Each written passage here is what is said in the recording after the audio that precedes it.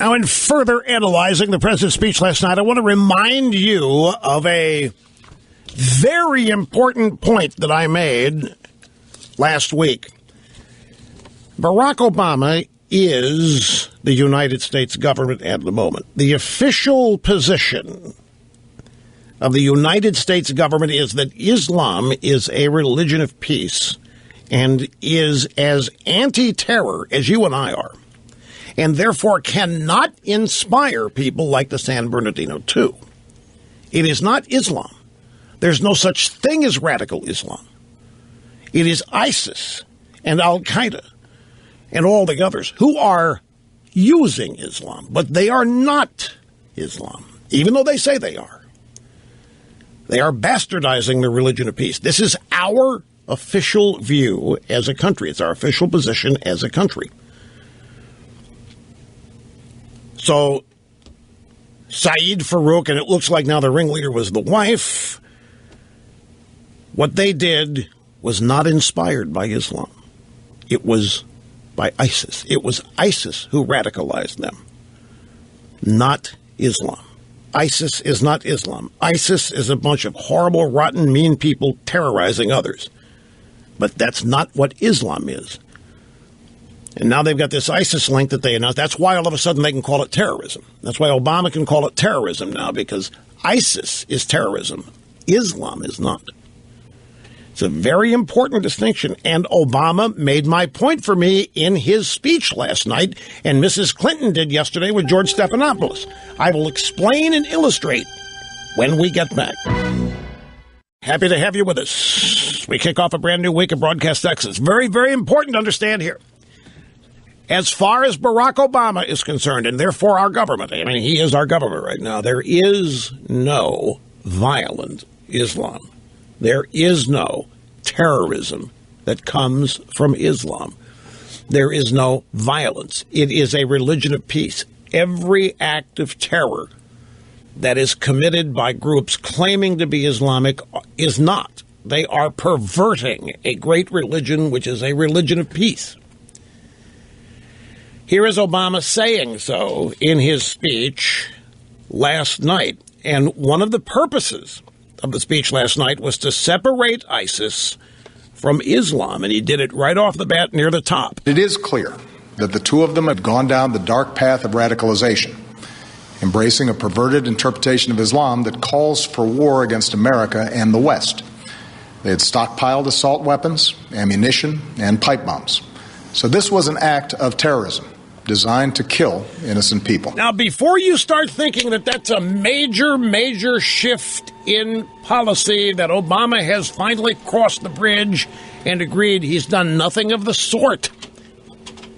Once the FBI linked these people to ISIS, that cleared the decks for calling it terrorism. Now, the fact of the matter is that this the wife, the San Bernardino 2,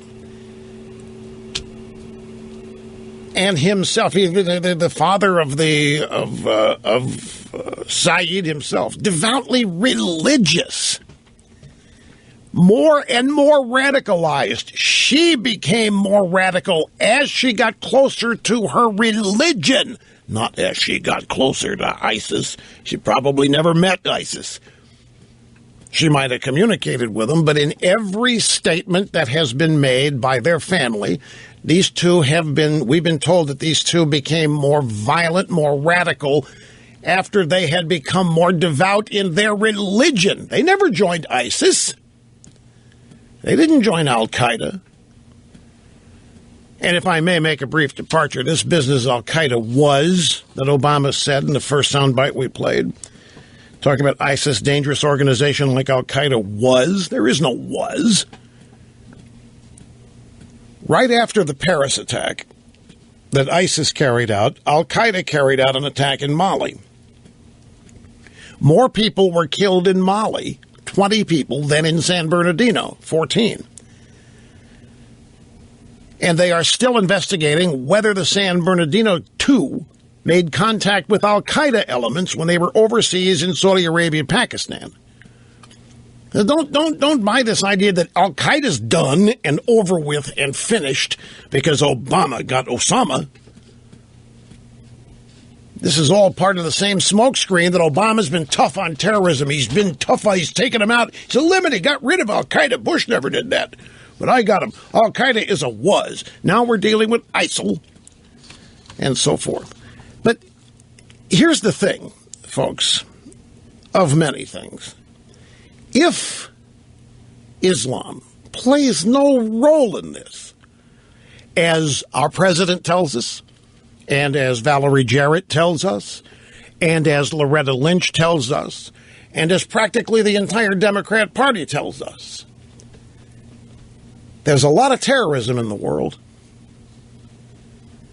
And if it has nothing to do with Islam, where are Islamic leaders standing up and acting mad about it? If Islam's being perverted, where are the devout Muslim Islamists standing up, expressing their anger over it? I don't know about you, but if worldwide terrorism was being carried out by a bunch of people calling themselves Christians, I am pretty confident that mainstream Christianity would stand up and denounce it and join the hunt to track them down and get rid of them as soon as anybody else was trying to. I know what Obama was, moderate Muslims, they're in danger too. I mean, more Muslims are killed by Islam. I understand that, but if this religion of peace is being so perverted, if it's being so defamed with all this terrorism done in its name, why doesn't somebody stand up and denounce it? Why aren't a whole lot of somebody standing up and denouncing it? And the answer, well, the question answers itself.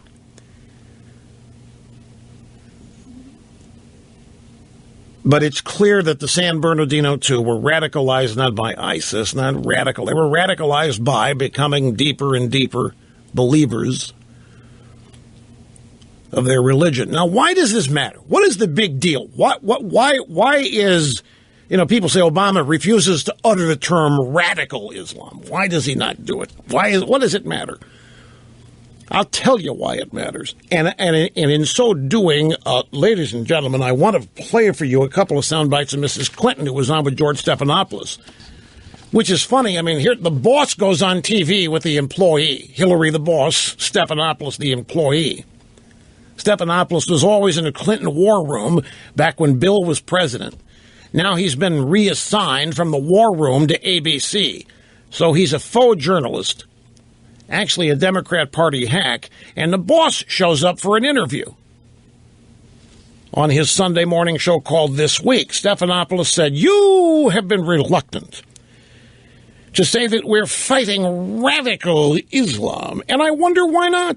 Isn't it a mistake not to say it plain that the violence is being pushed by radical elements in the faith?" Well, that's a different thing. Radical elements who use a dangerous and distorted view of Islam to promote their jihadist ambitions, I'm fine with that. I say it all the time. Really?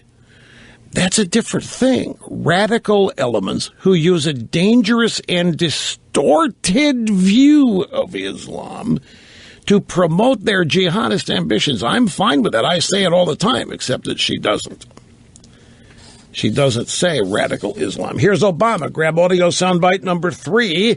Here is him making the distinction. It is clear that the two of them had gone down the dark path of radicalization, embracing a perverted interpretation of Islam that calls for war against America and the West. See? They had stockpiled assault weapons, ammunition, and pipe bombs. So this was an act of terrorism designed to kill innocent people. Wait a minute. How's gun control going to get rid of pipe bombs? How's more gun control going to get rid of pipe bombs and IEDs or whatever else they were concocting in there? And furthermore, did you know that ISIS is only targeting America and the West? That'd be fun to tell the people in Syria. What do you want to tell the people of Iraq ISIS is doing? They're attacking everybody who's not Islamic. They are attacking and wiping out infidels. It is in the book. Here's Mrs. Clinton's second answer. Stephanopoulos says, so what's the problem with radical Islam, Mrs. C? That sounds like we are declaring war against a religion. And that, to me, is number one, wrong. Even though the qualifier radical is there? No, because, look, you know enough about religion. You've studied it. And there are radicals, people who believe all kinds of things in every religion in the world. I don't want to do that because, number one, it doesn't do justice to the vast numbers of Muslims in our own country and around the world who are peaceful people. No. If you're a law-abiding, peace-loving Muslim, you need to be with us against those who are distorting Islam. Right, fine. Where are they? Now, why do the words radical Islam matter? You just heard Mrs. Clinton there trying to throw water on the idea that there is... See, this is what they're trying to do. She's trying to throw water on the idea, and Obama did the same thing. You want to snuff out any belief that there is a belief within Islam that could give rise to Saeed Farouk and his wife. The last thing they want you to think is that Islam has anything in it that would inspire and motivate the San Bernardino II to do what they did. Therefore, they cannot call Islam radical, and they never will, because for whatever reason, they don't want to think it is, or else they do know that it is, but don't want you to know that they know, and so they continue to obfuscate the whole thing. So she falls back on the idea that Islam has no blame here. Islam has nothing to do with anything that happened at San Bernardino or in Paris, either time. That there are instead radical people who are using Islam. And that's why they won't use the term radical Islam. Ian Tuttle, who wrote on this at National Review Online, the Corner blog, said that even if this kind of explanation were plausible, which it is, the explanation that there's nothing radical in Islam, it's exposed by Hillary's own description of the terrorists' ambition as jihadists. Where does jihad come from? Jihad is an Islamic concept. It's not something ISIS made up or Al-Qaeda made up.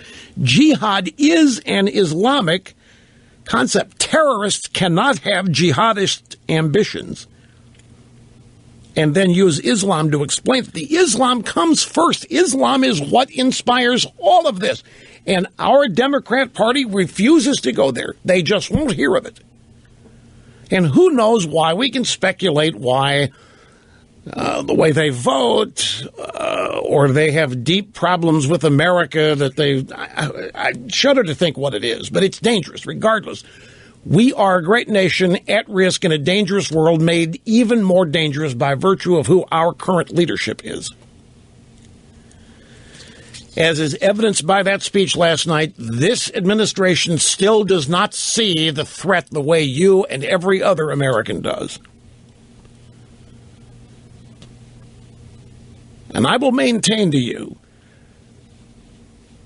I'll say it again, that I think all these outbreaks, domestic terror, whatever you want to call it, I think, Wayne LaPierre, let me go at it this, Wayne LaPierre, the NRA, way back in the 90s, in the mid to late, and I forget when, but he was on This Week, Sunday ABC show, and he said that he believed Bill Clinton was comfortable with a certain amount of domestic violence because it helped them in their gun control efforts. That's all I'm saying here about Obama. I think they're comfortable with a certain degree of violence because everybody knows, they've made no secret of the fact that what they really want to do here is get your guns out of your hands, that you are the problem. Not ISIS, not Islam. Well, not Islam and not Muslims. You are the problem. The law-abiding people of this country and your guns, you are the problem. And that Messianic Jew who was arguing politics with Saeed Farouk, people like that, they're the problem. The radical right-wingers, they're the problem. We got to get guns out of their hands.